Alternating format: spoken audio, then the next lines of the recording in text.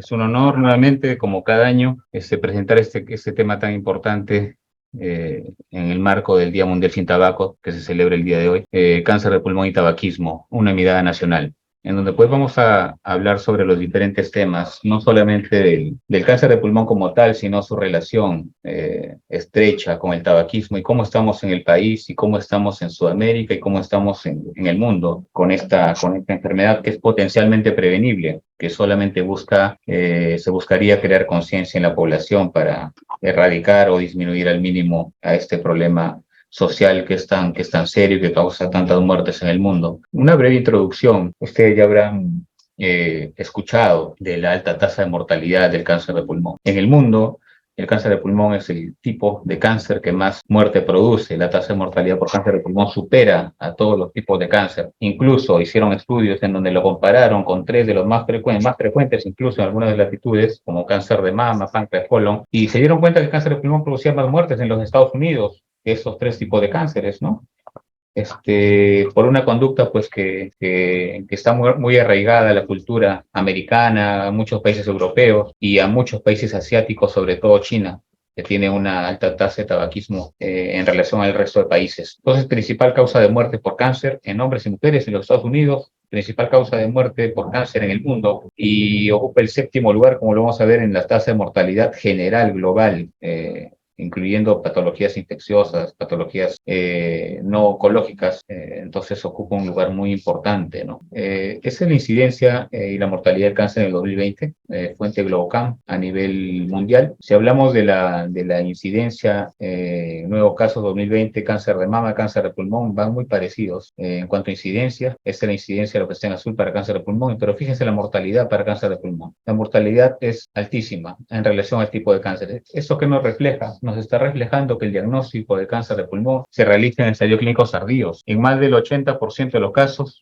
los resultados de extensión de enfermedad en nuestros pacientes con cáncer de pulmón nos indica un estadio clínico 3 o estadio clínico 4. Por lo tanto, el rol del cirujano en esta etapa tan avanzada de la enfermedad consiste en extraer una adecuada muestra en la mayoría de los casos, ¿no? Para poder hacer un adecuado estudio de anátomo patológico, inmunizoquímica y mutaciones moleculares, que lo vamos a ver en adelante. Pocos son los casos en donde se diagnostica el cáncer de pulmón en estadio clínico temprano, y esto pues debido a que no tenemos una cultura arraigada en nuestro país, en donde tengamos unas pruebas de screening o despistaje de cáncer de pulmón para todos los pacientes, ¿no? Y de esto también esto vamos a mencionarlo más adelante. Solo que les mencioné, séptimo lugar en causas de muerte, por debajo obviamente de los infartos y otras patologías benignas. Le sigue el cáncer gástrico. En nuestro país el cáncer gástrico es la principal causa de muerte, pero cáncer de pulmón no se queda atrás, pero en el mundo es esto. Esto es mortalidad mundial, ¿no?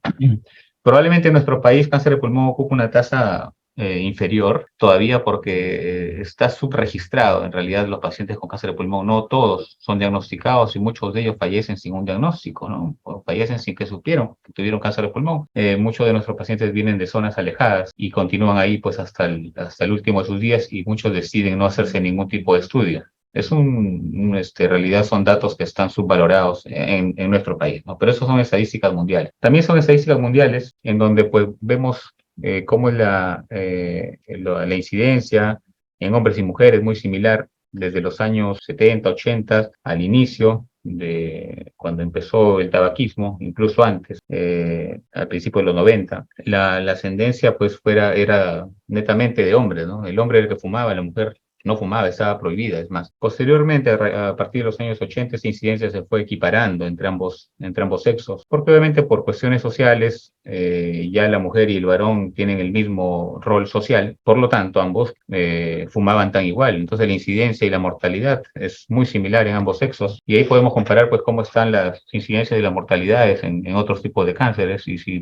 hacemos una comparación, pues la de cáncer de pulmón, la incidencia y la mortalidad prácticamente son muy cercanas. Eso es en el tiempo, cómo ha ido evolucionando en línea roja el cáncer de pulmón desde los años 30, en donde se instaura firmemente el tabaquismo, ¿no? Empezó siendo un tabaco elaborado sin filtro, obviamente, en cigarros sin filtro, en donde predominaba el carcinoma epidermoide, llegando un pico máximo hacia los 70, 80. El adenocarcinoma era raro en ese tiempo, el carcinoma epidermoide era el más frecuente. Por el tipo de molécula que inhalaban los fumadores, en esta época. Luego se instaura ya el filtro y se toman medidas, entre comillas, para disminuir el cáncer de pulmón, instaurándole un filtro, haciendo la molécula más pequeña, pero lo único que se logró de aquí en adelante es que el carcinoma epidermoide baje su incidencia y la incidencia del adenocarcinoma empezó a incrementarse, ahora llegando casi hasta el 90% en el grupo de carcinoma de células no pequeñas, como el tipo histológico más importante. Además de a los años de los 90 se empiezan a instaurar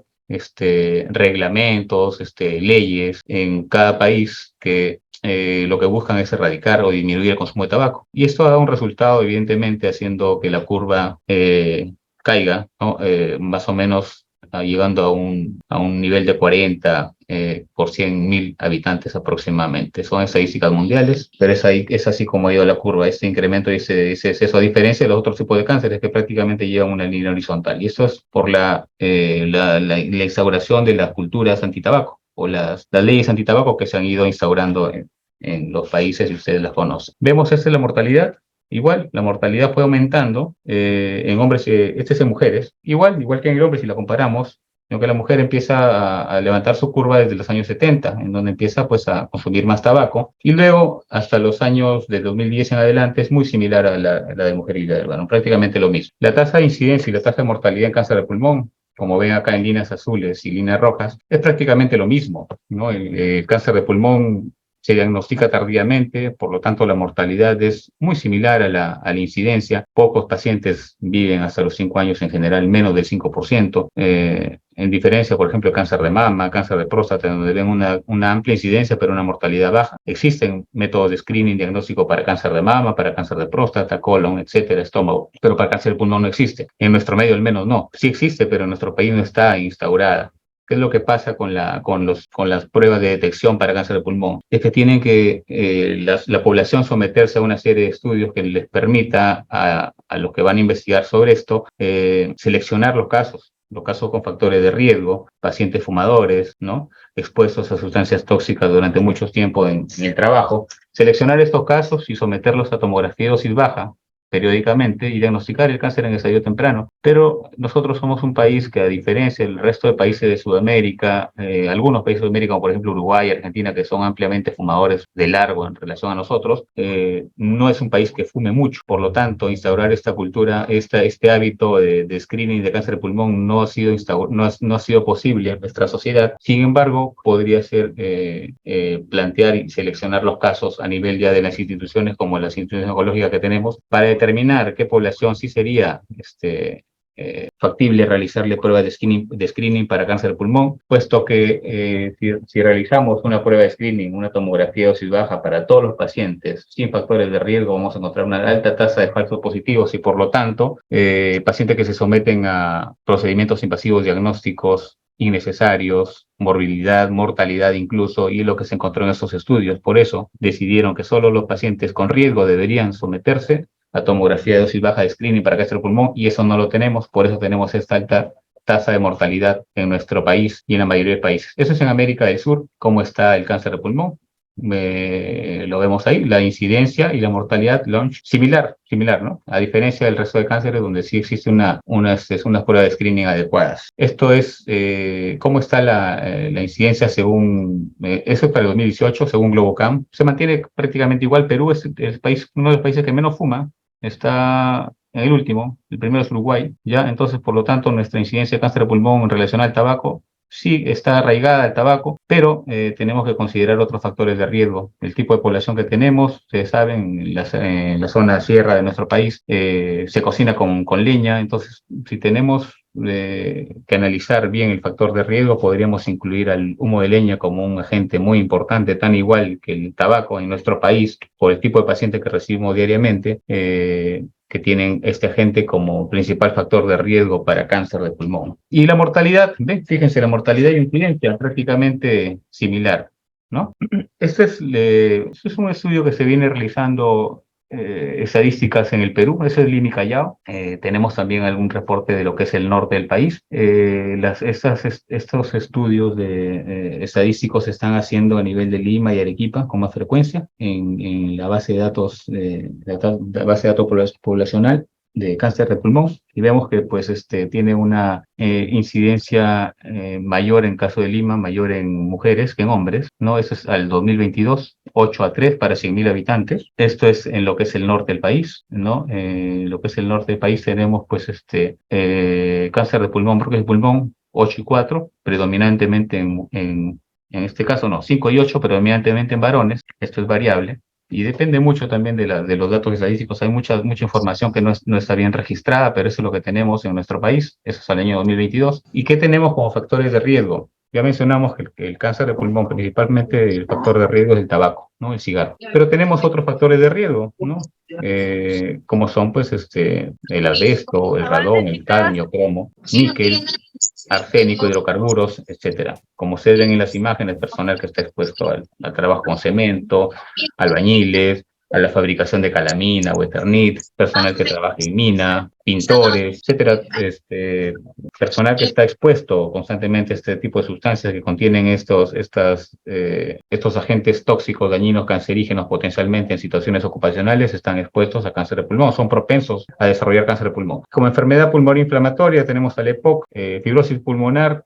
La tuberculosis también está relacionada con un incremento de riesgo de cáncer de pulmón. Entonces, no solamente el tabaquismo, habría que considerar muchos otros factores de riesgo y tienen que ser bien consignados en una adecuada anamnesis en la historia clínica para determinar los agentes epidemiológicos relacionados en la enfermedad del paciente. Y esto es muy importante, creo, en nuestro país. De todos los pacientes que recibo en nuestra institución, probablemente el 60% tenga como único antecedente haber cocinado leña durante toda su vida en la zona de la Sierra del Norte, en donde pues la mayoría de las cocinas no están bien elaboradas, la altura de las paredes generalmente son bajas, la cocina, las habitaciones de la casa son compartidas, prácticamente el comedor está al costado de la cocina y esa es la realidad de nuestro país. Y estos pacientes son los que acuden con disnea, con tos, de un tiempo de evolución más o menos considerable, que muchas veces son tratados en su posta o en su establecimiento de salud como una infección, sin una adecuada respuesta, y así el tiempo pasa y finalmente llegan a ser diagnosticados en instituciones de referencia con un cáncer de pulmón avanzado. Y es el humo de leña, un agente tan importante en nuestra realidad, que somos un país no muy fumador en relación a otros, a ser considerado. Es por eso que se han instaurado dentro de la política del país la elaboración de cocinas mejoradas para disminuir este riesgo importante para cáncer de pulmón. ¿No? Y no solamente cáncer de pulmón, otras patologías inflamatorias también. Pero hablando del caso, cáncer de pulmón está relacionado a eso. Esto es, eso es en el mundo, miren, cuánto fuma China en relación a los países del mundo. 38% del tabaquismo está en China y luego se distribuye en el resto del mundo de esa manera, ¿no? La industria engañosa al inicio, estamos hablando antes de las épocas de los 90, antes de los 90, donde en las cajetillas de cigarrillos la publicidad engañosa transmitía pues felicidad en las personas que consumían el tabaco, alegría, felicidad, etcétera, etcétera. Luego ya vinieron los cambios en donde como ustedes han podido dar cuenta, en los envases, en los empaques ya han agregado imágenes alusivas al daño que genera el tabaco en el organismo, como el cáncer, como el aborto, etcétera, etcétera. Estas son algunas de las sustancias cancerígenas que tiene el tabaco: la acetona, naftilamina, tolidina, metanol, pireno, uretano, cadmio, benzopireno, vinilo, polonio, etcétera. Sustancias cancerígenas que constantemente, pues, las personas que fuman están llevándose a su organismo y no solamente poniendo en riesgo de cáncer de pulmón. La mayoría de cánceres está relacionado al tabaquismo: el cáncer de esófago, ¿no? El cáncer de mama, etcétera, el cáncer de riñón, etcétera, etcétera, ¿no? Entonces, relacionaron, pues, desde los años 1990 hasta los años 2000, cómo era la evolución del cigarrillo, el consumo, y cómo era el incremento de muertes relacionados a esta causa. Y pues se dieron cuenta que la muerte y el consumo de cigarrillos eran prácticamente muy relacionadas. Entonces, el cáncer de pulmón asociado al tabaquismo y la mortalidad por lo mismo, eran prácticamente situaciones que iban de la mano. Ese fue James Bonsack, tal vez uno de los personajes más importantes en la historia del tabaquismo, que hacia los años de 1880, 81 en realidad, elaboró esa máquina que sirvió para elaborar cigarrillos ya en máquina, de una manera más rápida, llegando hasta 200 cigarrillos por minuto, y con esto revolucionó la historia de la industria tabacalera. Este personaje quedó grabado en el mundo como uno de los personajes más importantes en la industria del tabaco, ¿no? Hacia los años 1881. Anteriormente a esto se hacía todo manual, elaboraban 5 o 10 cigarros por minuto, pero con esta máquina se revolucionó el mercado y luego posteriormente salieron máquinas más modernas y tenemos lo que es ahora la industria del tabaco, ¿no? Pero este fue el primer personaje en hacer esta máquina, así es que vale la pena mencionarlo. Entonces dijeron por ahí, bueno, hay que buscar una alternativa al tabaquismo, ¿no? De repente el cigarrillo electrónico es la solución, ¿no? Lo cual es no completamente falso, pero sí parcialmente falso. El cigarrillo electrónico contiene una serie de sustancias tóxicas, incluso sustancias cancerígenas, y sobre todo contiene nicotina, que es el agente pues adictivo más importante que tiene el cigarrillo. Lo contiene también el cigarro electrónico, y sustancias cancerígenas como las nitrosaminas, formol, formaldehído, glicerina vegetal, poliglicol, etcétera, que generan cáncer. Y no solamente cáncer, sino generan problemas no oncológicos. Está asociado a la fibrosis pulmonar y sobre todo también problemas socioeconómicos, porque eso genera adicción, y la adicción pues genera que el paciente o la persona que consume este tipo de cigarrillos compre semanalmente, incluso menos, y recargue este aparato, y eso le va a generar pues problemas socioeconómicos, ¿no? Y soluciona el problema, no, genera adicción, sí, y tiene agentes cancerígenos también, no tanto como el cigarrillo, pero los tiene, y tiene nicotina. Entonces, la prevención de cáncer de pulmón es trabajo de todos, es un trabajo multidisciplinario, involucrados médicos, pacientes, las enfermeras, el personal de salud y la comunidad, y obviamente pues nuestras autoridades también. ¿A qué edades se presenta más frecuentemente el cáncer de pulmón? Está entre los 50 y 70 años, a 79 años, 80 años, su pico máximo, a los 60, 70, en estos 10 años donde alcanza el pico máximo de edades a tener presente. Así es que en esta edad, teniendo paciente con sintomatología, imágenes compatibles con cáncer de pulmón, hay que sospechar que la primera causa puede ser esto, pero siempre relacionar con los agentes epidemiológicos o factores de riesgo relacionados a cada paciente. Anteriormente, antes de los años 80, teníamos como método diagnóstico más importante la radiografía de tórax, como un buen screening en fumadores. Entonces, anualmente la radiografía de tórax lo indicaban y consideraban que era un buen método, pero se dieron cuenta que se pasaban desapercibidas muchas lesiones, ¿no? Obviamente de tamaño pequeño, que podría corresponder a un cáncer inicial de pulmón, y tratado pues en etapa temprana. El cáncer de pulmón tiene un pronóstico regular, dependiendo de su estadio clínico, hasta podría decirse bueno, ¿no? Entonces se creó pues la tomografía de tórax, y con esto pues se hizo un estudio que comparó ambos estudios, la radiografía de tórax y la tomografía de tórax, en un gran estudio que se realizó en los Estados Unidos. ¿Por qué? Porque la mortalidad pues cuando solamente se hacía screening con cáncer de pulmón se incrementó. Entonces este estudio lo que buscó en primer lugar, bueno, su recomendación es que la detección anual del cáncer de pulmón con tomografía computarizada de baja dosis debe realizarse en pacientes que esté dentro del rango de edad donde el cáncer de pulmón es más frecuente, entre los 55 y 80 años de edad, y teniendo un historial de tabaquismo de 30 paquetes anuales. Ese es el corte, 30 paquetes anuales de haber fumado y haber dejado de fumar hasta no más de 15 años atrás. Estos pacientes eran seleccionados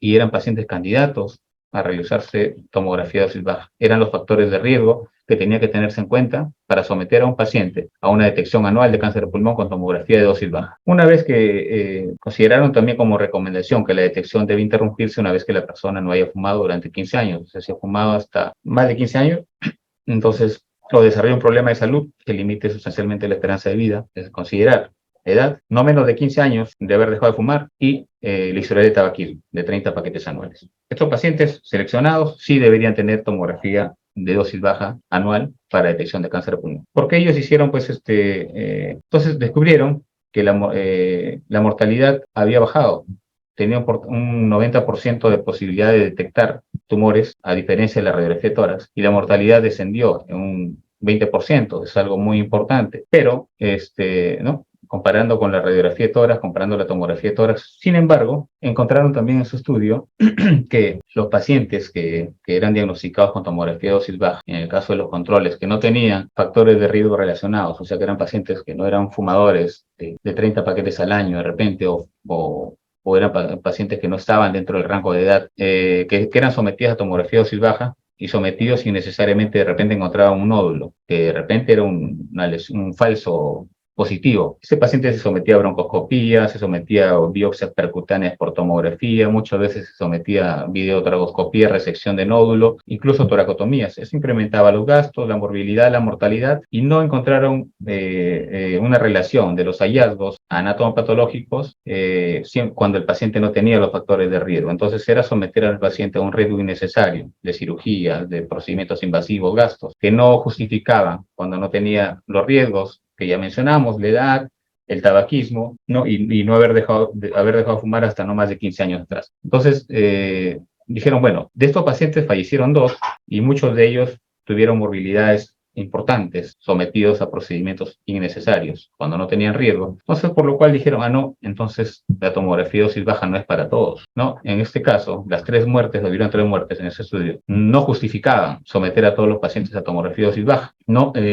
Pero sí, cuando habían factores de riesgo en la población, sí justificaba entonces someter a los pacientes a tomografía. Y es lo que no tenemos en nuestra población todavía. Porque tenemos cáncer de pulmón muy avanzados. Deberíamos clasificar a la población de acuerdo al riesgo y a esta población someterlas a hacerle un seguimiento tomográfico en dosis baja en el tiempo, cada uno, incluso cada 2 años, dicen algunas literaturas. Las conclusiones son: la detección del cáncer de pulmón ha demostrado ser beneficiosa para determinadas personas sanas de alto riesgo. Ya sabemos quiénes son de alto riesgo. Identificar aquello de mayor riesgo es necesario para un programa de detección de alta calidad. Y el riesgo de detección de cáncer afecta a todos, mientras que solo unos pocos se benefician, ¿no? El cese del tabaquismo en el medio es el medio más efectivo para el fin de la detección de cáncer de pulmón, ¿no? Si es que se suspende el tabaquismo a nivel mundial, hablamos, el cáncer de pulmón disminuiría o hasta un 90%. Hay otros agentes que están relacionados, que hemos visto, pero el tabaquismo es el más importante. Esto es lo que concierne al estudio anatomopatológico del cáncer de pulmón. Tenemos 2 grandes grupos dentro de los carcinomas de células no pequeñas y los carcinomas de cáncer de pulmón de células no pequeñas, NSCLSC o No Small Cell Lung Cancer, 85%, y carcinoma de células pequeñas, 15%. Dentro del carcinoma de células no pequeñas, los 3 grandes grupos más importantes, y estas cifras han variado un poco en el tiempo. El adenocarcinoma hoy en día es el 80%, el escamoso es el 15%, y el de células grandes es menos del 5%. Y esto, por lo que les he mencionado anteriormente, ha ido cambiando de acuerdo a la evolución, de acuerdo al tipo de cigarrillo, cómo ha ido evolucionando también el cigarrillo en el tiempo, y cómo ha ido virando, cambiando de la carcinoma de células escamosas, que antes era predominante, al adenocarcinoma, que ahora es el más prevalente, ¿no? El otro grupo es el carcinoma de células pequeñas, que generalmente es muy relacionado al tabaquismo, o muy vinculado. El carcinoma de células pequeñas la literatura considera que si es que es un carcinoma de células pequeñas y el paciente nunca ha fumado, hay que poner en tela de juicio que sea un carcinoma de células pequeñas. Está muy relacionado al tabaquismo. Igual que el carcinoma de células escamosas, el de células pequeñas más. El adenocarcinoma, no tanto. También se relaciona al tabaquismo, pero no tan arraigado, no tan fuertemente como el de células escamosas o el de células pequeñas. El adenocarcinoma, entonces, es el subtipo más común, asociado a fumadores, sí, ¿no? Fumadores que consumen generalmente cigarrillo con filtro, en donde pues la molécula inhalada por el fumador alcanza los bronquios más distales, bronquios terminales, incluso los alvéolos, en donde hay glándulas y por lo tanto se va a desarrollar adenocarcinoma. El subtipo más común de no fumadores es este, pero eso no quiere decir pues que sean no fumadores, en realidad está relacionado al tabaquismo también. Usualmente es periférico porque es en la periferia donde se ubican los bronquios terminales. Anteriormente carcinoma bronquial-alveolar, así se conoce este tipo, por su tipo de distribución a nivel de los bronquiolos, los alvéolos. Ahora se llama este patrón lipídico, adenocarcinoma in situ, no invasivo e indolente, ¿no? Anteriormente conocido como bronquial-alveolar, cuando se distribuía en la parte distal de los bronquios y en los alvéolos. Entonces, esto ya es un poquito de la clasificación histológica, ¿no?, del adenocarcinoma en las lesiones preinvasivas, que generalmente son lesiones menores de 3 centímetros, que cuando ya son invasivas pueden comprometer o invadir y hasta, pero menos de 5 milímetros, mínimamente invasivas, y pueden subdividirse en no mucinosos, mucinosos y mixtos ambos, ¿no? Las lesiones pueden ser así. Por ejemplo, esta es una lesión de tipo bronquial alveolar, o probablemente sea el patrón lipídico. Ustedes pueden ver acá en las tomografías de tórax cómo hay un patrón en ground glass o vidrio esmerilado, ground glass opacity, ven acá en el lado derecho, de diversos tamaños. Esto nos puede estar hablando de un adenocarcinoma in situ, ¿no? Subtipo lipídico probablemente, o bronquiol alveolar, que era anteriormente conocido. Entonces, a esto, idealmente, esto debería ser resecado, biopsiado o seguido en el tiempo, pero con un tiempo estrecho. El periodo de duplicidad de los tumores de pulmón, cuando son oncológicos, es de 6 meses. Entonces, a esto tengo que hacerle un seguimiento estrecho, no mayor a 3 meses, a los 2 meses. Si esto cambia, evidentemente debería operar. Si es que no, biopsiar si es que se puede, si es que no hay que operar, resecar, el estudio va impronta, estudio citológico a congelación, en el mejor de los casos, nos dicen es un adenocarcinoma, ya no tenemos ningún dato que nos sugiera por PET-CT o por gammagrafía o por resonancia cerebral y estudio de extensión de enfermedad, que hay enfermedad a distancia y ganglios negativos, va la lobectomía. Si es que eso es un in situ, la tasa de cura supera el 90%, supera el 95%, ¿no? Entonces es muy importante reconocer las lesiones cuando están en este nivel. Pero para eso, ¿qué necesitaríamos? Necesitaríamos hacer un screening, clasificar a nuestra población de acuerdo a los riesgos que se han mencionado y hacerle un seguimiento con tomografía de dosis baja para poder decir, este paciente potencialmente tiene un cáncer de pulmón que está en etapa muy inicial, por lo tanto lo puedo curar con una cirugía, ¿no? Esto es lo que se hace en China. Por eso en China, en el hospital de Shanghái, donde tuve la oportunidad de estar, se operan un promedio de 20 a 30 pacientes con cáncer de pulmón diarios, incluso hasta más. O sea, llevas un pico de operarse 50 pacientes diarios. Es un hospital de referencia de toda China, donde llegan pues de la mayoría de las ciudades chinas. Entonces, las salas de operaciones, las 20 salas están trabajando en simultáneo. Ya, detectan la enfermedad a este nivel. Entonces, ese ya es de los tipos invasivos. La clasificación, tenemos el adenocarcinoma invasivo, tiene subtipos, lepídico, que es el bronquiol alveolar, el más frecuente. Cuando invade ya más de 5 milímetros es muy invasivo. El acinar, papilar, micropapilar y sólido. De estos, cabe mencionar que los más agresivos son el micropapilar y el sólido, donde el pronóstico es más sombrío, el pronóstico es peor que los anteriores, y tenemos otras variantes de adenocarcinoma invasivo que son menos frecuentes, como el coloide fetal entérico, ¿no? El fetal de bajo grado es el de menor riesgo, valga decir, de todos. Eso ya es una lesión infiltrante grande. En la tomografía de arriba vemos un tumor en el lóbulo superior derecho, espiculada, capta contraste, muy compatible con cáncer de pulmón. Si es que en caso esta lesión, siendo altamente sospechosa de cáncer de pulmón, en donde una BIPA, porque que sería indicar una biopsia por aspiración ya por tomografía para diagnosticar, si es que tenemos estudios de extensión de enfermedad negativos, mediastino, ganglios negativos. No hay metástasis ósea, ni en glándulas suprarrenales, ni en cerebro, ni en ningún otro lado, solamente tenemos esta masa. Descartamos presencia de enfermedad mediastinal N2 o N3, y esto es altamente sugestivo de cáncer de pulmón. Y el riesgo de realizar una biopsia, como en el caso de la imagen inferior, que está un poco más cerca al mediastino, que puede generarle neumotórax al paciente con alto porcentaje. Entonces está indicada la cirugía y la resección del tumor, el estudio intraoperatorio y completar la lobectomía con la disección mediastinal de acuerdo al resultado del estudio intraoperatorio. Por la alta sospecha, o sea, las guías dicen que no es necesario biopsiar si yo tengo una alta sospecha tomográfica, epidemiológica tomográfica, haciendo correlato clínico, radiológico, además de los datos de los antecedentes de riesgo que tenga el paciente, no es necesario la biopsia, podría ir bien a la cirugía. Pero si esta lesión es periférica, está cerca a la pleura visceral o a la pleura parietal, puedo acceder, entonces confirmo y someto a cirugía. Ya iría directamente a la lobectomía, no a la a la resección del tumor para estudio intraoperatorio, sino a la lobectomía, que es el gold estándar, la cirugía más importante para el tratamiento de cáncer de pulmón, ¿no? Entonces, el otro subtipo es el carcinoma de células escamosas, que está dentro de los carcinomas, del cáncer de células no pequeñas de pulmón. Es el segundo más común, 25% para esa literatura, pero 15%, y para nuestra realidad hasta incluso podríamos decir que es un 10%. El adenocarcinoma es muy predominante ahora, altamente relacionado con fumadores y usualmente en bronquios proximales. ¿no? Por el tipo de epitelio que hay ahí.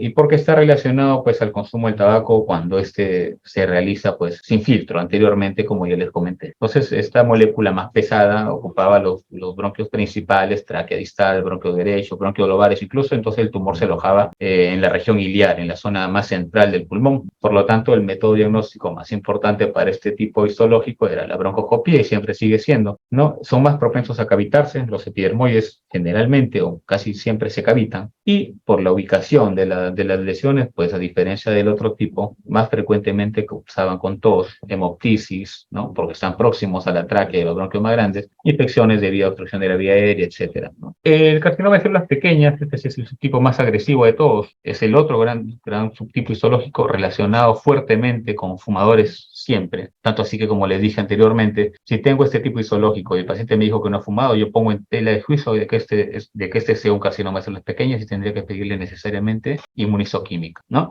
Entonces la incidencia ha ido decreciendo, es una masa central. El diagnóstico en más del 70% es en estadio clínico 4. O sea, estos pacientes generalmente vienen con una enfermedad avanzada. De tal manera que incluso dentro del tratamiento, la radioterapia cerebral forma parte inicial del tratamiento, porque la metástasis cerebral es en casi todos los pacientes. Entonces es un tipo que pertenece a los grupos de neuroendocrinos indiferenciados, por lo tanto cursa con síndromes paraneoplásicos neurológicos, ¿no? Que lo van a tener que revisar, como son pues, los dedos en palillo de tambor, entre otras alteraciones que pueden acompañar los síndromes paraneoplásicos en estos tipos de cáncer de células pequeñas, ¿no? De pulmón. Anteriormente, y esto es ya un dato referencial, prácticamente ya forma parte de la historia hace varios años, es que el concepto de multisogénesis forma parte de lo que nosotros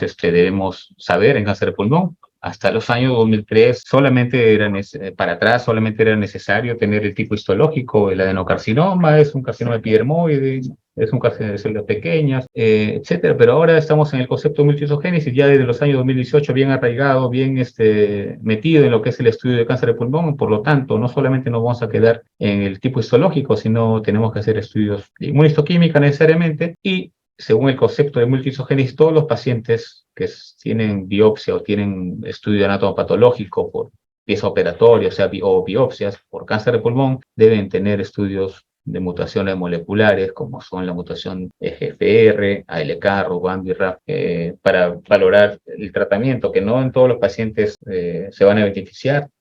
Entre 10 a 30 y hasta 40%, dependiendo del gen que se estudie, pueden tener una mutación. Por lo tanto, hay un fármaco para alguno de ellos, para estas mutaciones, y fármaco incluso para la resistencia a estos, y le permite al oncólogo clínico, que es el encargado del tratamiento oncológico en los cánceres en etapa avanzada, 3B, 3B, 4, etcétera, echar mano de esta terapia molecular.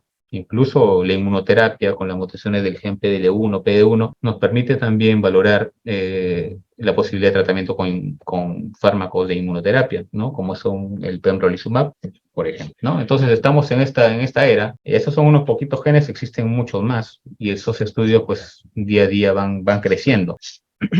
La inmunistoquímica es tan necesaria, ahora ya forma parte de la rutina, digamos, del estudio de los patólogos, ¿no? El cáncer de pulmón no solamente se queda en el tipo histológico, todos tienen que tener inmunistoquímica, y dentro de ellos pues tenemos que está para el cáncer escamoso, por ejemplo, P40 y P63. Uno de los dos ya nos podría decir que es un escamoso, adenocarcinoma. Con el TTF1 podría bastar. Nafcina tiene más sensibilidad que el TTF1, se utiliza cuando el TTF1 pues sea negativo y seguimos sospechando, por ejemplo, que es un adenocarcinoma. Así, carcinoma de células grandes, que es el otro tipo de células no pequeñas, tiene CK positivo, TTF1 también, inusualmente. Y los de tipo neuroendocrino, como son la de células grandes y la de células pequeñas, que son de los tipos de carcinomas neuroendocrinos, siempre van a ir esos dos más importantes, la cromogranina, sinaptofisina, y también puede marcar TTF1 y CD56. Esto nos ayuda, o le ayuda mucho al patólogo a definir qué tipo histológico es, y determinar si es un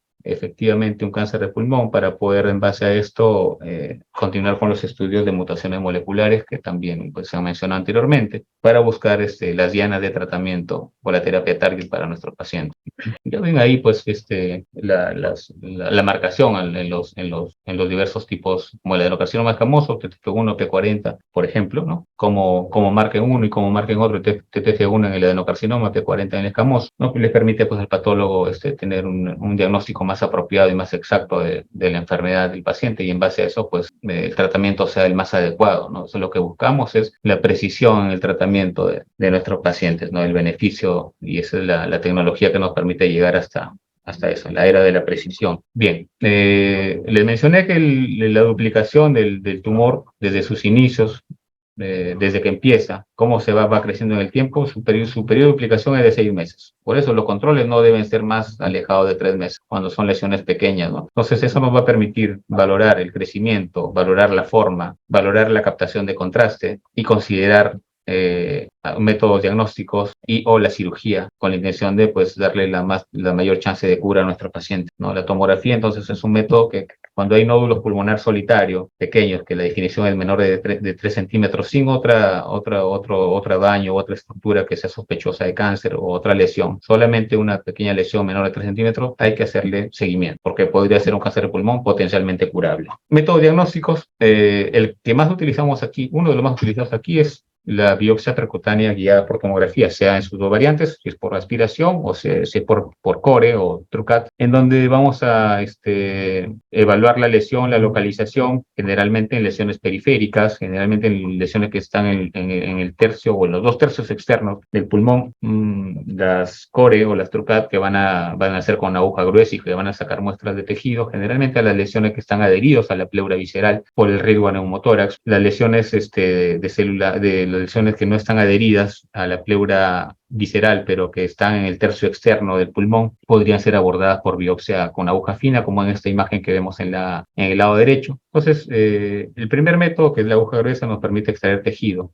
extraer fragmentos de tumor, y esto pues, le va a servir mucho al patólogo y a los que realizan los estudios de inmunistoquímica y mutaciones porque nos va a permitir tener la suficiente muestra y la suficiente cantidad de células para poder dar un diagnóstico de inmunistoquímica y mutaciones moleculares, necesariamente. En cambio, la biopsia por aspiración nos va a dar un material citológico que muchas veces de repente no puede ser suficiente y eso depende de qué cantidad de células se aspire, ¿no? Se va a hacer un coágulo, se va a extender en láminas y el patólogo pues se encargará de decirnos si este material es suficiente para la inmunistoquímica y las mutaciones moleculares también para poder darle el tratamiento al paciente, ¿no? Y cuando eso no es suficiente, lo que se ha indicado es ingresar y resecar el nódulo por videotracoscopía o buscar alguna otra zona de acceso como un ganglio, por ejemplo, mediastinal para poder tener el objetivo del cirujano cuando el cáncer es en etapa avanzada es una adecuada muestra para los estudios. Si el cáncer es temprano, el objetivo es el tratamiento y la intención es curativa. El riesgo de neumotoras puede llegar hasta un 25% en los pacientes con lesiones sometidos a biopsia por aspiración o biopsia percutánea, o con aguja gruesa o fina. Puede ser beneficioso en pacientes que no se van a someter a cirugía o no son candidatos, sí. Hay que recordar que el resultado negativo de la biopsia con una aguja puede ser un falso negativo, ¿no?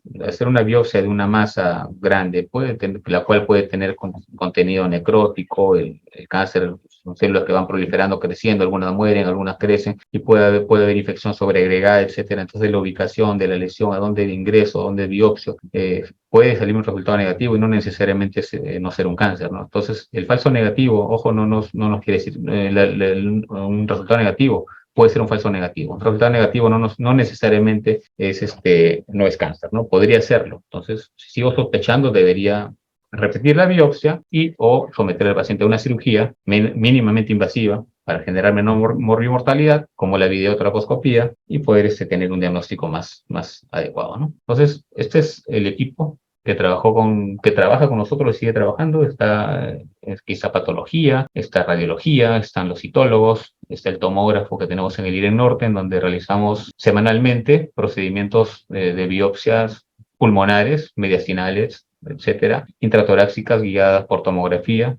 Considero yo con una tasa de éxito pues, adecuada. Han habido casos de falsos negativos también, claro que sí, pero esto es en época de pandemia, donde seguimos trabajando y nunca bajamos los brazos, seguimos diagnosticando cáncer de pulmón y hoy en día seguimos aplicando este método en el beneficio de nuestros pacientes, ¿no? Y también con el apoyo de los patólogos que están liderados por la doctora Abad en nuestro instituto y los radiólogos también que muchas veces nos ayudan en esos procedimientos. Entonces, esta es otra biopsia por aspiración en donde teníamos una lesión pues en el pulmón izquierdo, el lóbulo superior, ¿no? Una lesión que probablemente podría haber correspondido a un proceso inflamatorio, sin embargo era necesario hacer una biopsia confirmatoria, entonces de esta la manera uno coloca una villa, una marca en la zona más accesible e ingresa con una aguja, hace unas medidas obviamente, busca una ventana que no esté de preferencia por el borde superior de la costilla para evitar lesionar el paquete báculo nervioso que está por debajo de la costilla, y con eso pues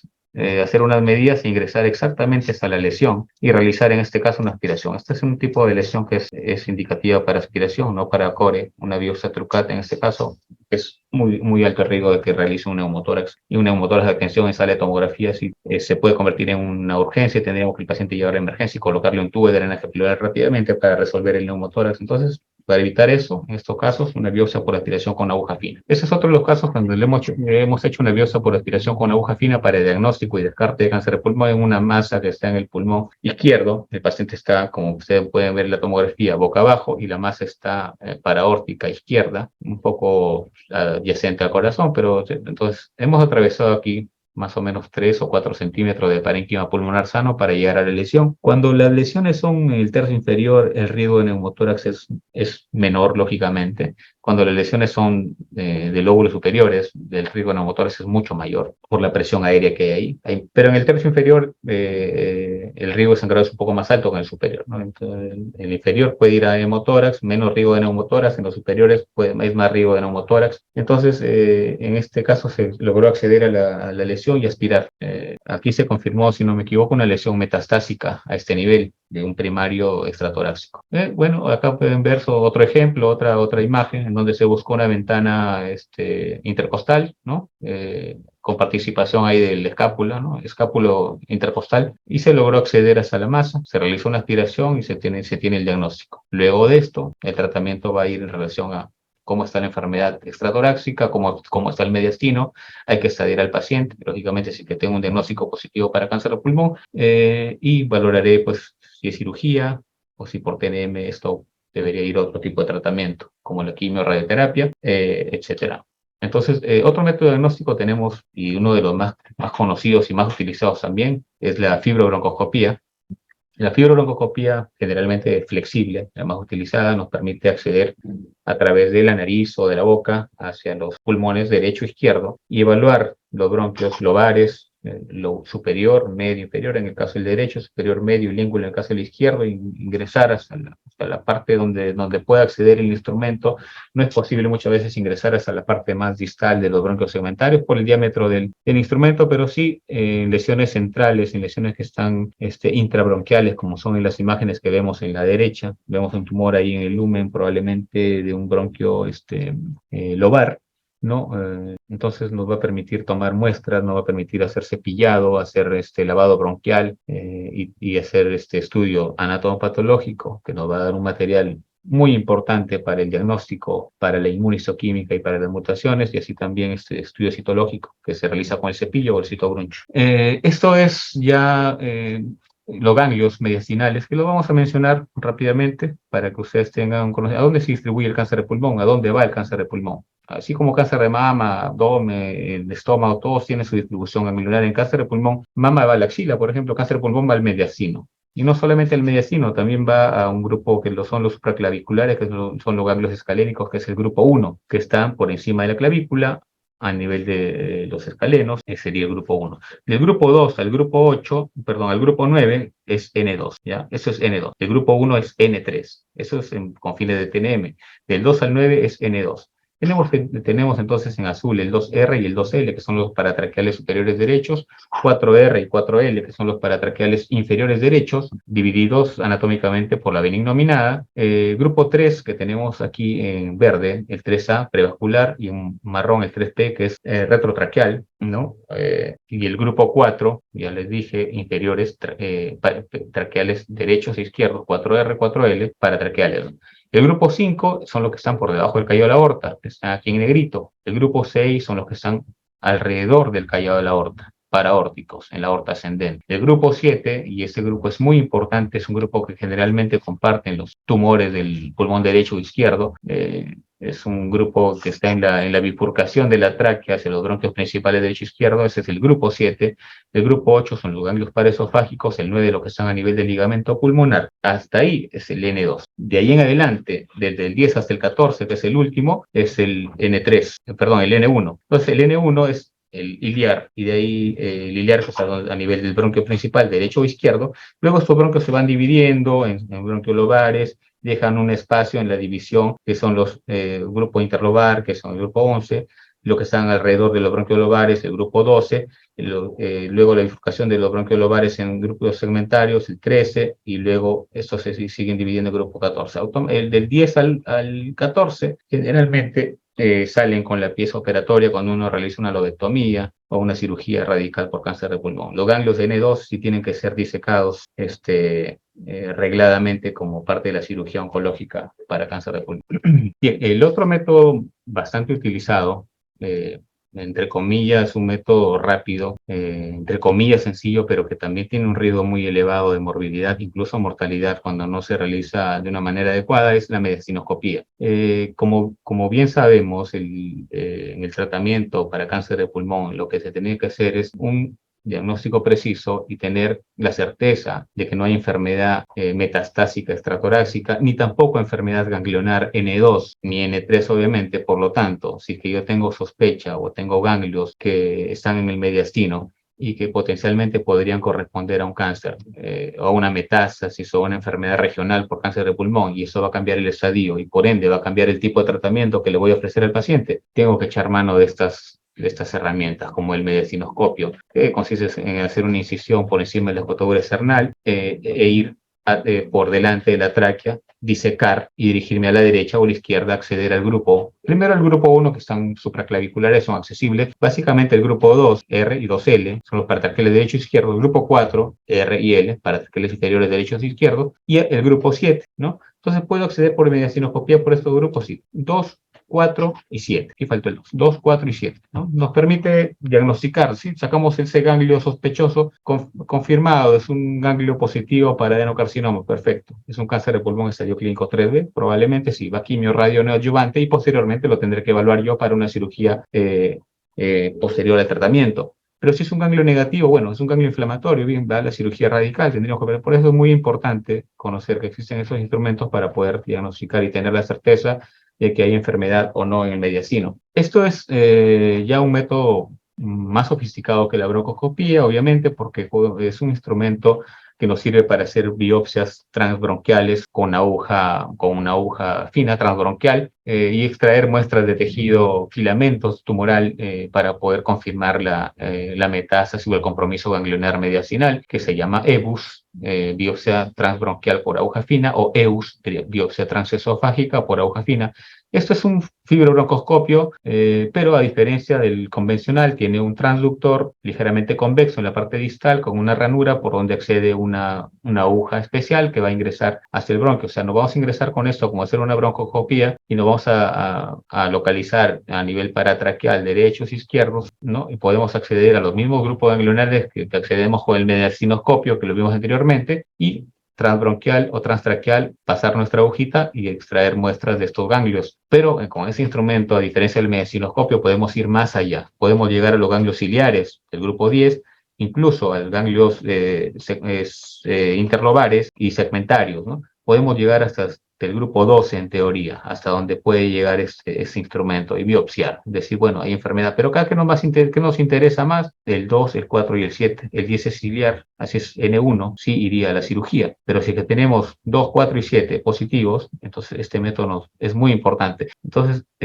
pero si tenemos enfermedad paraesofágica, que ya sería el grupo 8, o a nivel de ligamento pulmonar, que sería el grupo 9, no voy a acceder por una biopsia transbronquial, por EBUS, sino utilizaría el EUS, que es una biopsia transesofágica, como una endoscopia alta, pero con el instrumento que tiene pues un transductor distal igual a esto, con una ranura donde voy a adherirme al esófago, voy a hacer biopsia de los ganglios paraesofágicos o del ligamento pulmonar. Incluso puedo acceder al grupo 5 a través del EUS, que son los que están por debajo del callo de la aorta, ¿no? Dirigiéndome hacia la izquierda a ese nivel, y hacer una biopsia transesofágica. Entonces, con esto estoy abarcando el grupo 1, 2, 4, 5, 7, 8, 9. Tengo un gran número de ganglios que puedo biopsiar, por lo tanto no tendría por qué tener problemas, si que cuento con todo ese instrumental, obviamente, de decir si es una enfermedad N2 o no lo es, para poder darle el tratamiento al paciente que amerita, ¿no? La sensibilidad y la especificidad están ahí. Bueno, este es el otro método muy utilizado y debería ser utilizado en todos los pacientes con cáncer de pulmón, y no solamente con cáncer de pulmón, pero bueno, hablando del tema, debería ser utilizado, puesto que, ¿cuál es el dato más importante de esto? Es que el número de metástasis extratorácicas, si utilizamos PET scan. ¿Qué es el PET scan? Es un método que nos ayuda a identificar lesiones que son hipercaptantes metabólicamente activas, ¿no? Que el metabolismo de la fluordesoxiglucosa lo capta, y se identifica en las imágenes tomográficas como una imagen amarilla, anaranjada, radiante, porque hay un metabolismo alto de la glucosa a ese nivel. Y nos permite detectar lesiones metastásicas con una alta sensibilidad, sea en los ganglios mediastinales o sea extratorácicas, en los huesos, en las glándulas suprarrenales, en el hígado, etcétera, etcétera. Pero no nos va a ayudar para el cerebro, porque en el cerebro el metabolismo es alto, por lo tanto no va a ser posible identificar con ese método lesiones metastásicas cerebrales. Extracerebrales, sí, ¿no?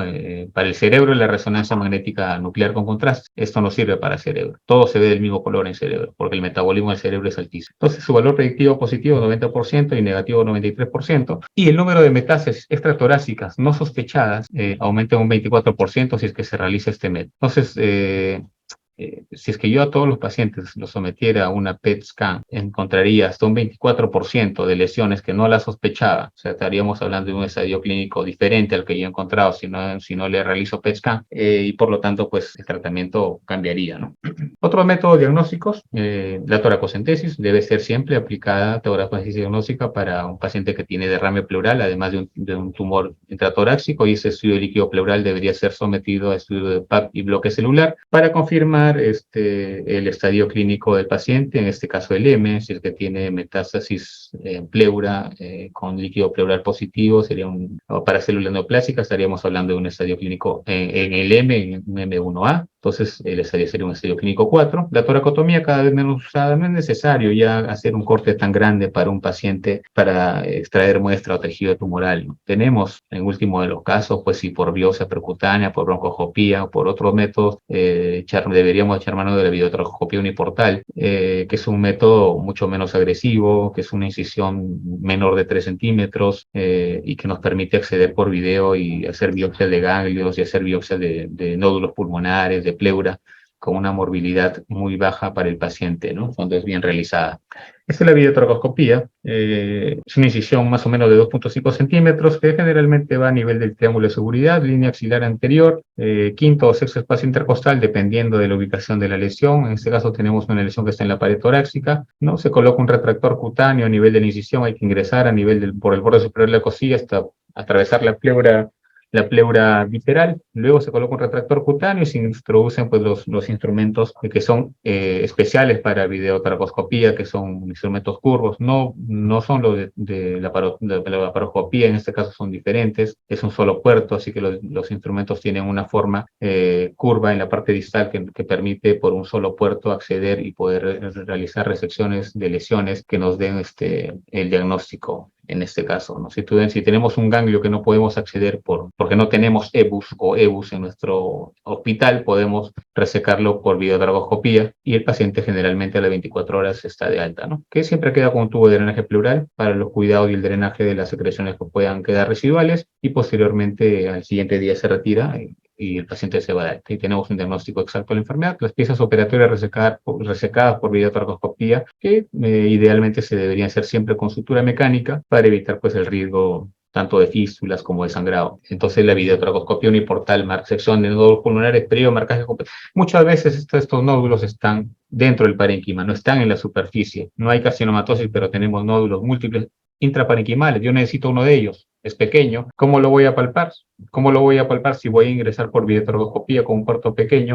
No va a ser posible la palpación. Entonces tengo que de alguna manera señalizar la zona que tengo que resecar. Y para eso hemos utilizado el azul patente o patent blue, que es un marcador también utilizado en cáncer de mama, pero en este caso lo utilizamos netamente para guiarnos y poder hacer una resección adecuada. Por ejemplo, en este caso, había una lesión en el lóbulo superior derecho, se necesitaba material, identificar si esto se trata de un proceso inflamatorio, una tuberculosis o un cáncer. Entonces, no son lesiones que estén en la superficie de la pleura visceral, están dentro del parénquima, por lo tanto, muy parecido a una biopsia percutánea guiada por tomografía, o tengo que realizar un marcaje de la zona en la zona subpleural visceral, para lo cual coloco mi marca en esta zona de la piel, hago una tomografía, identifico por dónde voy a acceder e ingreso con una aguja especial, que es una aguja de 22G o 23G, hasta la zona subpleural, no hasta el nódulo, encima de esto. ¿Y qué es lo que voy a encontrar? Evidentemente, después de esto, el paciente tiene que ir a quirófano, ¿no? Eso es antes de la cirugía, no más de una hora antes, idealmente 30 minutos antes del paciente de la cirugía, ya tiene que ser intubado, anestesiado y empezamos la cirugía, ¿no? Ese es el procedimiento: 0.2 mililitros de azul patente a través de una jeringa de tuberculina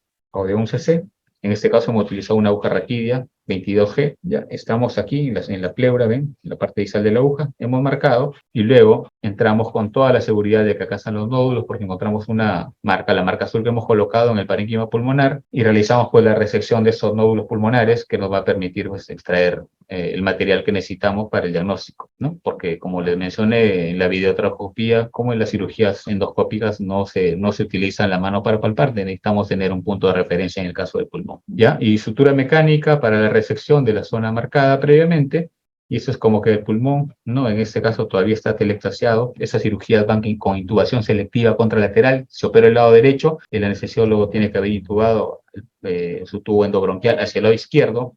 El paciente está ventilando solo con el pulmón izquierdo y este pulmón, como ustedes ven en la imagen, está colapsado. Luego ya el anestesiólogo utiliza el lumen traqueal para darle aire a los dos pulmones, oxígeno a los dos pulmones, y vemos como el pulmón se insufla, queda un pequeño espacio en donde estuvieron las lesiones ya previamente resecadas, y es así como se pueden extraer las piezas operatorias para un adecuado estudio. Y esas son las heridas de 3 centímetros o menos, pequeñitas, con el tubo intratorácico que sale a través de la misma incisión, que al día siguiente en la mayoría de los casos se retira, quedando solamente una pequeña lesión, una pequeña cicatriz menor de 3 centímetros, y el paciente se reincorpora rápidamente a sus actividades. Al día siguiente está de alta y generalmente a los pocos días ya está realizando sus actividades normales y se reincorpora a sus actividades, ¿no? Entonces, esto es muy importante. Ya no es necesario hacer cortes sangrantes para tener diagnósticos precisos en esos pacientes. La radiografía en los postoperatorios generalmente van bien, ¿no? Este es el equipo, bueno, en el año 2018, 17-18, me tocó estar en este hospital, que es el más grande de pulmón en Shanghái, China. Y acá estamos con el fundador de esta técnica de la videotracoscopía uniportal. Dígase de paso que hoy en día están en la era del RATS, o la videotracoscopía con guía robótica, ¿no? RATS uniportal. Ya no estamos en la era del VATS uniportal, pero bueno, eso fue en el 2018, ¿no? Hasta que lleguen los robots aquí quedará pues esperar un poco, ojalá que no pase mucho tiempo. Pero este es el doctor Diego González Rivas, el fundador de esta técnica y uno de los cirujanos torácicos más importantes del mundo. Esto es un poco de TNM, eso lo van a revisar ustedes también en la bibliografía. Es la 8ª edición, la cual sigue vigente todavía hasta la actualidad. Tenemos que el T1 es un tumor que no alcanza hasta los 3 centímetros, menor o igual a 3 centímetros, se divide en A, B y C. Si es menor de 1 centímetro, de 2 a 3, de 1 a 2 o de 2 a 3. Este tumor, ¿qué peculiaridad tiene? Que no tiene que comprometer el bronquio lobar, o sea, está dentro del óvulo, pero no llega hasta el bronquio lobar principal. Eso es lo principal para ese tumor. Bueno, nunca compromete el bronquio lobar, si no sería un T2 ya. No, un T2 se divide en T2A, T2B, si es menor de 3 o mayor de 3 o menor o igual a 4, o T2B si es de 4 a 5. ¿Cuál es lo más importante en esto? Que ese tumor puede comprometer la pleura visceral, independiente de su tamaño, puede comprometer ya la pleura visceral, sería un T2, o puede comprometer el bronquio lobar, en este caso de la imagen del lóbulo inferior derecho, y generar un proceso de una neumonitis en todo el lóbulo inferior derecho. Esto estaríamos hablando de un T2. Un T3, y es un tumor que por tamaño únicamente de 5 a 7 centímetros, pero independientemente del tamaño, este tumor ya no compromete no únicamente la pleura visceral, puede extenderse hasta la pleura parietal. Puede comprometer un lóbulo, pero puede tener micronódulos o nódulos adyacentes en el mismo lóbulo, como esta imagen del pulmón en el lóbulo inferior izquierdo. O puede comprometer la pleura pericárdica o el nervio frénico, o puede comprometer el sulcus superior, la parte más apical del tórax, salir hacia las parrillas costales sin comprometer el plexo braquial. Estamos hablando de un T3. Un T4, que es un tumor ya que solamente por su tamaño supera los 7 centímetros, o independientemente del tamaño, infiltra la tráquea, infiltra la carina traqueal, infiltra aorta, infiltra vértebra, infiltra diafragma, infiltra esófago. Estamos hablando de un T4. O a diferencia del T3, como ustedes ven en la imagen de abajo, tiene lesiones más pequeñas, ¿sí? O nódulos que comprometen otro lóbulo. Ya no están en el mismo lóbulo, sino que esos nódulos están en un lóbulo diferente del mismo pulmón. Si el tumor está en el lóbulo superior, los nódulos pueden estar en el lóbulo inferior. Estamos hablando de un T4. O si es que compromete la parte superior del sulcus, estaríamos hablando de un tumor de Copan-Coas, ya con compromiso de plexo braquial y todos los síntomas que esto acarrea. Bien, seguimos, avanzamos. Estamos hablando del TNM. En esta oportunidad, este es el N. El N nos sirve para ver las estaciones ganglionares. Ya sabemos que existe un N1, que es desde el grupo 10 hasta el grupo 14, que están dentro del parénquima, empiezan en el ilio. Un N2, que va desde el grupo 2 hasta el grupo 9, o sea, desde el grupo paratraqueal superior hasta el grupo que está en el ligamento pulmonar en la parte inferior. Esto sería N2. Y un N3, que ya serían los supraclaviculares, y otro escenario que lo vamos a ver en la siguiente diapositiva. Entonces, N0 es cuando no encuentro ningún ganglio positivo, sea por imágenes o sea por patología, si hago una biopsia en el mediastino. N1 es cuando hay compromiso hasta el grupo 10, hasta los iliares, ¿no? Ipsilaterales. N2, si es que tengo compromiso de ganglios mediastinales ipsilaterales. Por ejemplo, en el lado derecho veo un tumor en el lóbulo superior, y veo ganglios paratraqueales inferiores derechos y subcarinales, N2. En el lado izquierdo veo un tumor en el lóbulo inferior izquierdo y ganglios positivos o tomográficamente captantes de contraste o por PET-CT positivos, N2, en grupo 4L y en grupo 7. Entonces estamos hablando de enfermedad N2. ¿Cuál es el escenario N3? N3, si tengo un tumor en alguno de los lóbulos pulmonares y el examen clínico, que nunca debe faltar, la palpación supraclavicular, en donde voy a tener ganglios escalénicos que corresponden al grupo ganglionar 1, voy a decir si que encuentro un ganglio positivo supraclavicular, grupo escalénico, obviamente le voy a hacer una biopsia, de preferencia excisional, sacar todo el ganglio. Cuando el ganglio, de preferencia sacarlo todo, el patólogo nos va a dar un mejor diagnóstico y nos va a servir para los otros estudios que ustedes ya saben. Entonces, ya confirmaríamos un N3, o sea, tener un ganglio supraclavicular no quiere decir tiene metástasis, no, es un ganglio regional, N3. Claro que es otro estadio clínico que cambia, sería un estadio clínico 13, eso lo vamos a ver ya. El otro escenario de N3 es ganglios mediastinales, pero no ipsilaterales, sino contralaterales. Si tengo un tumor en el lóbulo inferior izquierdo y ganglios en el mediastino, en la parte contralateral, por ejemplo, paratraqueales derechos o iliares derechos, estamos hablando de enfermedad N3, M1A, M1B y M1C. ¿Cuándo es enfermedad metastásica? Es una enfermedad metastásica desde la metástasis intratorácica hasta la metástasis a distancia múltiple. El M1A es metástasis intratorácica, sea al pulmón contralateral, si el primario está en un pulmón y la metástasis en el pulmón contralateral, estamos hablando de M1A. Si es que hay signos de carcinomatosis y líquido pleural, y la biopsia de la pleura es positiva para adenocarcinoma o metástasis de epidermoide, etcétera, estamos hablando, o si el líquido pleural que yo le extraigo al paciente por una muestra de una toracocentesis diagnóstica me da células de adenocarcinoma, es un M1A. O si hay derrame pericárdico, también por carcinomatosis y el líquido pericárdico es positivo, o la biopsia de los nódulos es positivo, es M1A. Ese escenario es del M1A, metástasis intratorácica, a pleura, pericardio y al pulmón contralateral. M1B es cuando hay metástasis única, o sea, tenemos un tumor en uno de los lóbulos, tengo ganglios negativos, pero tengo una metástasis única, single metástasis única en hígado, por ejemplo, como en este caso, ese es un M1B. En este escenario de la metástasis única, el tratamiento multimodal está indicado y la cirugía podría ser, es una alternativa, o sea, hacer una cirugía radical y hacer una metastectomía es indicado cuando es metástasis única. M1B, cuando hay una metástasis única, pero es ganglionar, pero no regional. Por ejemplo, acá tenemos la metástasis en la región del cuello, pero en la región submentoniana izquierda, no es un ganglio regional, es un M1B. Y una metástasis, M1C es cuando ya la metástasis va a más de un órgano, a multivisceral, cerebro, huesos, hígado, suprarrenal, etcétera, etcétera. Según la otra visión, estos son ya los cruces del TNM.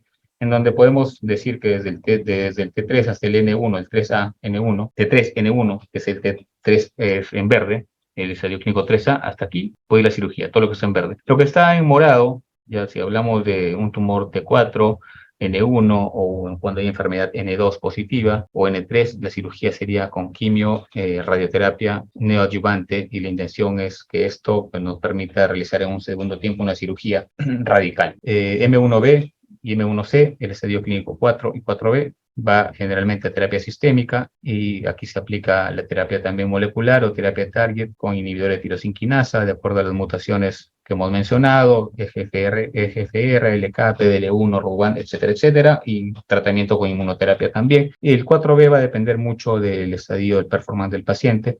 El paciente que está en mal estado general van a tener que ir a cuidados paliativos, pero pacientes que están con un performance hasta el 2, 1 a 2 máximo, podrían beneficiarse de algún tratamiento con quimio o terapia molecular. Estos son los síntomas que son inespecíficos realmente, la tos, la disnea, dolor torácico, puede haber fiebre, puede haber síntomas paraneoplásicos como de células pequeñas, la fatiga, hemoptisis, ¿no? Que genera el dolor de hueso, cefalea, cuando hay tumores cerebrales, ¿no? Mareos, imposibilidad para la manifestación, la marcha, debilidad en miembros inferiores. Los síntomas van a estar de acuerdo al estado avanzado de la enfermedad y qué estructuras están comprometidas. Esos son algunos de los síndromes paraneoplásicos que acompañan al cáncer de células no pequeñas, es un tipo histológico realmente bastante infrecuente hoy en día, pero es necesario mencionarlo. ¿Cuál es el plan de trabajo entonces? Si sospechamos enfermedad metastásica, estadiaje. Definitivamente, en todos los casos, estadiaje es resonancia cerebral, tomografía de tórax, abdomen, pelvis, valorar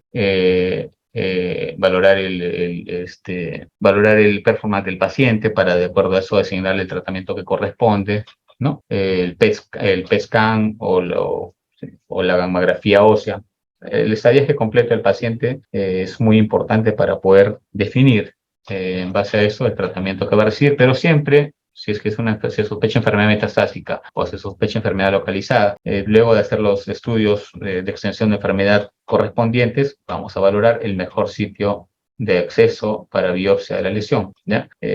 Cuando hay enfermedad metastásica, evidentemente si tengo un ganglio supraclavicular positivo o tengo una metástasis en partes blandas que me permite hacer una biopsia sin atribuirle riesgos de morbilidad al paciente, pues lo haré de esa zona.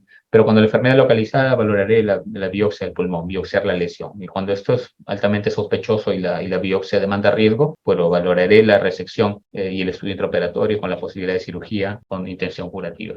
Avancemos, sí, eso sí. Entonces, ¿cómo se manipula la muestra? Y eso brevemente es lo que hacen los patólogos a diario. Hemoxicilina, eosina, pedir inmunistoquímica, estudio anatopatológico, hemoxicilina, eosina, luego inmunistoquímica, P63 para el epidermoide TTF1 nos va a decir si es células escamosas o células no pequeñas o adenocarcinoma TTF1 positivo. Luego eso van a genómica, donde hay que valorar el EGFR, LK, ROR1, etcétera. Si es que estoy hablando de un tipo neuroendocrino, valorar como de células pequeñas, tromogranina, sinaptofisina, y considerar pues que es neuroendocrino y aplicar el tratamiento definitivo. Entonces la inmunistoquímica puede partir de esos dos marcadores y de acuerdo a eso puedo ampliarlo si es que sigo sospechando que, por ejemplo, es un adenocarcinoma, pero un TTF1 negativo, podría ampliar la gama de marcadores de inmunistoquímica. Ya vimos que lo que está en verde va a quimioterapia neoadyuvante o quimioradioterapia neoadyuvante y la intención es quirúrgica al final.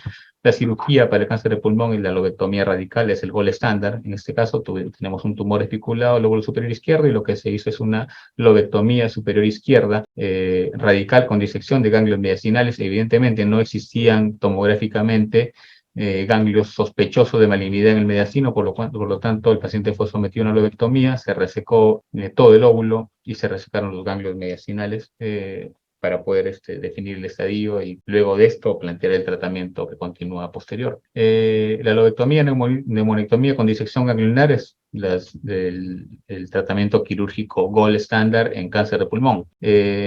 Cuando no requiere tratamiento con QT adyuvante, generalmente cuando es un T1, T1A, pero menor de 4 centímetros, N0, M0, pero esto va a tener que ser decidido por el oncólogo clínico, pero sin embargo se podría considerar que en estos casos podría no ser tributario quimioterapia adyuvante.